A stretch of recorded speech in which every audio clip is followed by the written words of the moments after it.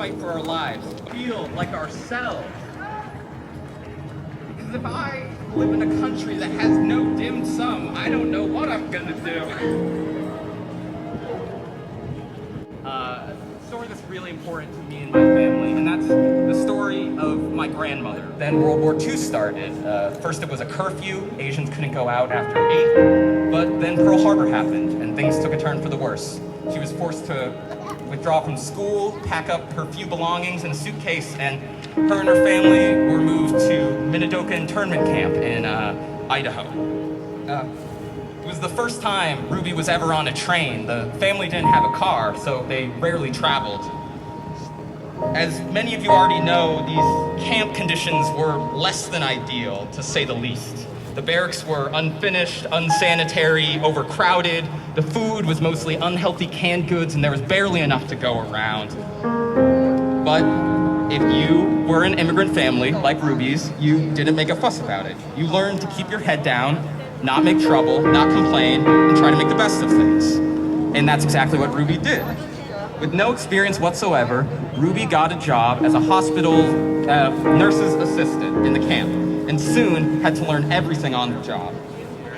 Ruby was accepted into University of Texas. She was allowed to leave the internment camps to attend medical college, pending an extensive report from the FBI and approval from the War Department, of course. But Texas was a complete culture shock to her. I remember my grandmother telling me the story of her first day when she got off the train. She was waiting for her host family to pick her up at the station and really had to use the bathroom. But when she found it, there were two, one labeled white and one labeled colored, and she was perplexed. She didn't know which one she could go into, because she wasn't white and she wasn't colored, so she just kind of stood there and looked around, and when she saw that no one was there, she snuck into the white bathroom. Texas was a real culture shock for her in general. For many people there, they had never even seen an Asian person, let alone Japanese. Most people would call her Spanish or Hispanic. But she worked hard, got her degree, got her doctorate from Women's Medical College in Pennsylvania in 1948, and then World War II ended, and she moved back to Seattle. After that, she opened up her own private practice. She was the first female Japanese-American doctor in the entire city of Seattle. Her office was small and above a convenience store, and it catered directly towards the Issei population of Seattle, or the first-generation immigrants. For so many of these Issei, they had no home. They were stranded in a country where they barely spoke the language and didn't understand the food. Luckily, Ruby understood what they went through and was able to help them. In 1951, she married my grandfather, Evan Shu, who was a Chinese immigrant who came to the States for medical school and then was forced to stay here when the Communist Revolution happened. Just like the Japanese, he was isolated without a home. And so he and Ruby worked together to form the Issei Concerns Group in 1972, later to be renamed Nikkei Concerns, a group designed specifically to cater to the Asian population. 4 years later, and Ruby accomplished her dream, opening Seattle Cairo, a retirement home that catered exclusively to those first Japanese American immigrants. Finally, they had a place that was theirs. She was elected the first female president of Nikkei Concerns, helping them to move to a larger facility and over time expand their reach to Nisei, or second-generation Asian Americans. Decades later, she would pass away in that very facility that she founded. My grandmother Ruby was one of the hardest working people that I've ever met.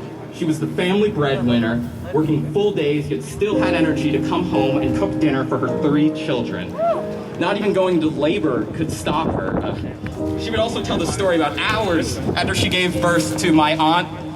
She was already out of bed, going around and doing the rounds, checking in on all her patients. She never stopped, and that was what was great about her. Even if it is.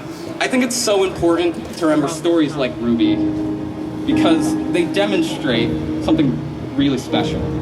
She dealt with such injustice and tragedy in her life, and instead of choosing to drag down others into that darkness, she channeled that energy into building up and supporting her own community. She knew that you can't fight fear with fear, because that all you will do is drag down into the muck. Everyone here, please text #StopAsianHateBoston at 617-752-8343 with hashtag Stop Asian Hate Boston, and we're gonna stay connected. Thank you guys so much.